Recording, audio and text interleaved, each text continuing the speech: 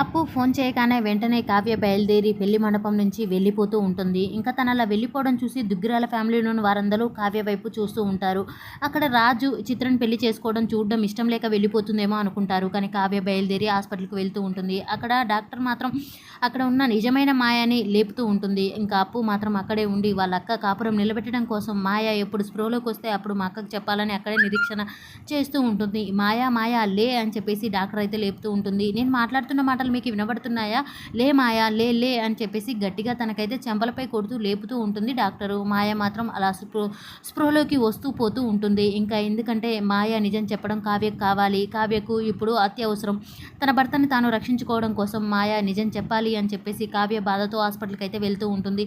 ఇక్కడ రాజు ఇంకా చిత్రాల పెళ్లి ఆపడం కోసం అక్కడ మాయ దగ్గర నిజం రాబట్టడం కోసం బయలుదేరి హాస్పిటల్కి వెళ్ళిన కావ్య మరి నిజాన్ని పట్టుకొని వచ్చి తన భర్తకు పెళ్లి కాకుండా కాపాడుకోగలుగుతుందా? మరి లేదంటే కావ్య అక్కడ ఉండంగానే రాజు ఇక్కడ చిత్రమెల్లో తాళి కడతాడా? అసలు ఏం జరగబోతుంది? కావ్య జీవితం ఏం కాబోతుంది? అక్కడ నిజమైన మాయను తీసుకొచ్చి ఇక్కడ నిలబెడుతుందా లేదా అనేది నెక్స్ట్ సీన్లో చూద్దాం. ఈ వీడియో కనుక మీకు నచ్చినట్లయితే please do subscribe. Thank you for watching friends.